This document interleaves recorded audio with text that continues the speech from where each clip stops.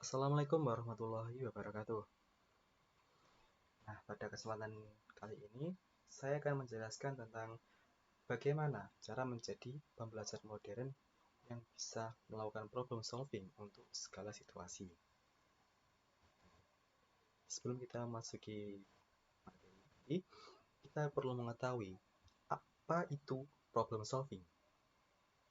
Problem solving adalah proses mengatasi masalah dengan mengidentifikasi, menganalisis, dan mengevaluasi solusi untuk mencapai hasil yang diinginkan.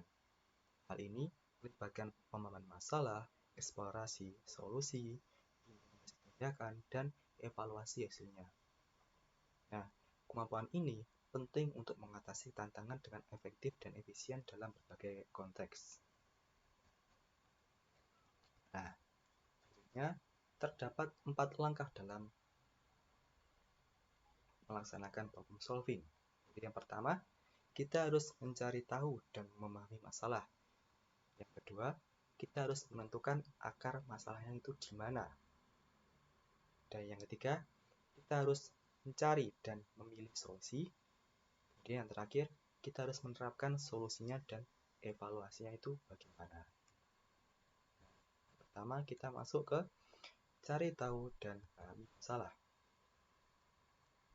Nah, untuk menyelesaikan masalah dengan efektif, langkah pertama yang kita ambil adalah mencari tahu dan memahami masalah secara menyeluruh, serta membedakan apakah itu masalah yang nyata atau tidak. Nah, misalnya nih, kelompok kita itu kehilangan semangat dalam bekerja dan tidak bisa mencapai target. Nah, hal ini merupakan sebuah gejala. Kemudian masalahnya itu bisa jadi terlalu banyak kerja, kemudian bosan, atau masalah manajemen internal lainnya. Dengan pemahaman yang mendalam ini, kita dapat menangani permasalahan secara lebih tepat dan efisien. Lanjut. Kemudian nomor 2, menentukan akar permasalahan.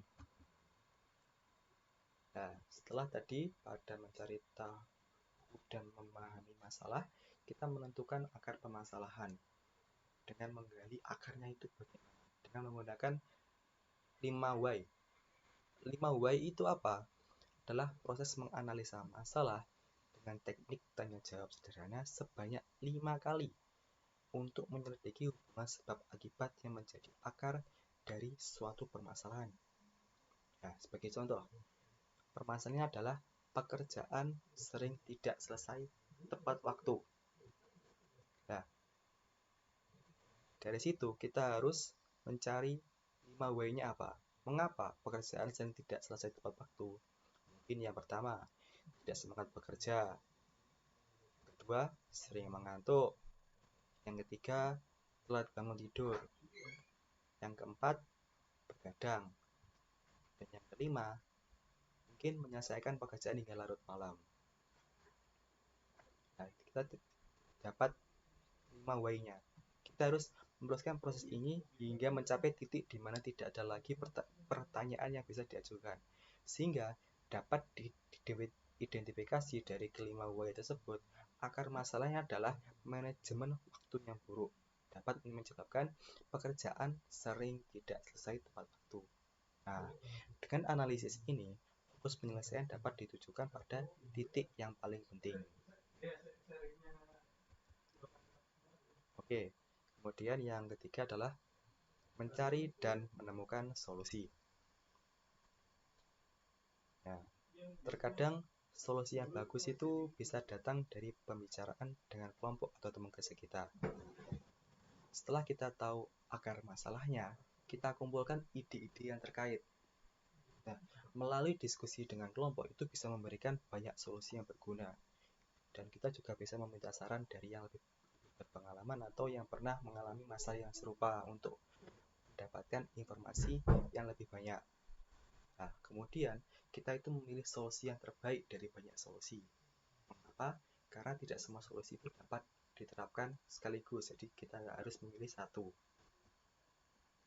Kemudian selanjutnya, yang keempat itu menerapkan solusi dan evaluasinya.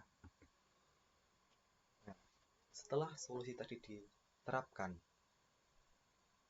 ditentukan, kita harus menerapkan. Setelah itu, misalnya itu kasusnya itu kerusakan motor. Kita dihadapkan pada pilihan antara melakukan servis rutin dalam jangka pendeknya atau mengganti komponen yang rusak dalam jangka panjangnya. Dan dengan pertimbangan yang matang, keputusan yang diambil adalah mengganti komponen yang rusak. Sebagai contoh penerapan solusi yang sederhana. Kemudian kita harus melakukan evaluasi. Evaluasi ini dilakukan untuk mengukur efektivitas solusi dan kemungkinan adaptasinya untuk masalah serupa di masa depan. Dan dengan evaluasi ini, strategi penyelesaian masalah selanjutnya dapat disusun dengan lebih baik. Nah, seperti itu. Nah, sekian presentasi dari saya. Jadi, kesimpulan tadi 4 langkah dasar dalam problem solving itu ada 4. Yang pertama itu kita harus mencari tahu dan memahami masalah.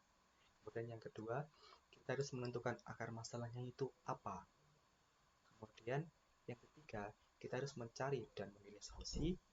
Dan yang terakhir, kita menerapkan solusinya dan evaluasinya itu bagaimana. Oke, sekian. Terima kasih presentasi dari saya. Bila ada kurangnya saya mohon maaf. Wassalamualaikum warahmatullahi wabarakatuh.